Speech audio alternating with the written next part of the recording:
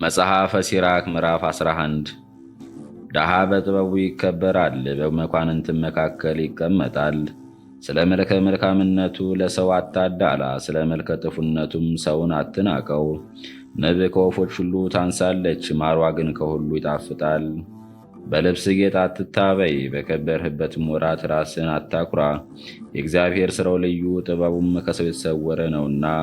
በምድር የወደቁ መኳንንት ብዙ ናቸው፣ ዘውድ የተቀዳጀ ባህታዊም አለ። ፈጽመው የተዋረዱ መኳንንት ብዙ ናቸው፣ በሌሎችም እጅ የወደቁ መኳንንት ብዙ ናቸው። ሳትመረምር አትንቀፍ፣ አስቀድመህ ተረዳ፣ በኋላም ትቆጣለህ። ሳትሰማ አትመልስ፣ በሌላውም ነገር ውስጥ አትግባ። ግዳጅህም ባልሆነ ነገር አትጨነቅ፣ ከኃጢአተኞች ጋርም በፍርድ አትቀመጥ። ልጄ ሆይ ሥራህን አታብዛ፣ ብታበዛ ትከብር ዘንድ አያሰለጥንህምና። ብትሮጥ አታመልጥም፣ ብትከተልም አታገኝም። የሚቸኩልና የሚሠራ የሚደክምም አለ፣ ነገር ግን እጅግ ይቸገራል። ደክሞ ሳለም የማይለምን ምንም ማድረግ ሳይችል የሚገዛ አለ። ምንም ቢጸና ፈጽሞ የሚቸገር አለ። እግዚአብሔር ግን በመልካም ዓይን ቢያየው ከችግሩ ያነሰዋል፣ ከፍ ከፍ ያደርገዋል፣ ያከብረዋል። ብዙ ሰዎችም ያደንቁታል። መልካምና ክፉ፣ ሕይወትና ሞት፣ ድህነትና ብልጽግና ከእግዚአብሔር ዘንድ ናቸው። ጥበብ፣ ማስተዋልና ሕግን ማወቅ፣ ፍቅርና መልካም ሥራን መስራት ከእግዚአብሔር ዘንድ ይመጣሉ። ስህተትና ጨለማ ከመወለዳቸው ጀምሮ ከኃጥአን ጋር ኖረዋል። ክፋትም በእርሱ ደስ ከሚሰኙት ጋር አብሮ ያድጋል። የእግዚአብሔር ጸጋው ጻድቃንን ትጠብቃቸዋለች፣ ፈቃዱም ለዘላለም ደስ ታሰኛለች። እየነፈገ በንፍገቱ ብዛት የሚከብር ሰው አለ፣ በእርሷም ደስታውን ይፈጽምባታል። የአርፍ ዘንድ ተስፋ ባደረገ ጊዜ እበላለሁ እጠጣለሁ፣ እንግዲህስ ደስ ይለኛል በቃኝም ባለ ጊዜ የሚሞትባትን ቀን አያውቅም። ገንዘቡንም ሁሉ ለባዕድ ትቶ እርሱ ይሞታል።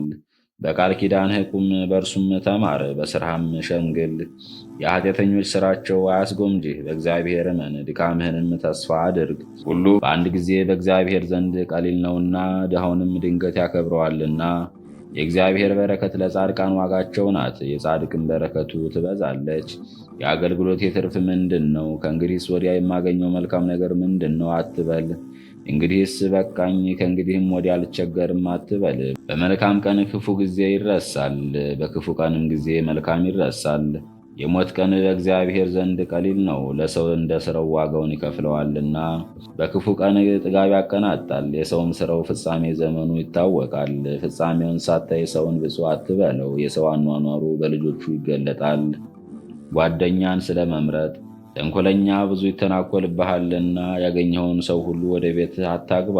ቆቅ በወጥመድ ይያዛል፣ የትዕቢተኛ ሰውም ልቡ እንደዚሁ ነው፣ መከራውንም እንደ ጉበኛ ይመለከታል። ተንኮለኛ ሰው በጎ ፋንታ ክፉ ነገርን ይከፍልሃል፣ ሳይኖርብህ ነውርን ያወጣብሃል። በእሳት ትንታግ ብዛት ፉም ይበዛል፣ ኃጢአተኛ ሰውም ሰውነቱን ያደድናታል።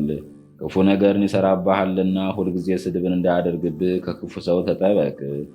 ባዕድ ሰውን ከአንተ ጋር ብታሳድር ያውክሃል፣ ይወነጅልሃል፣ ከገንዘብህም ይለይሃል።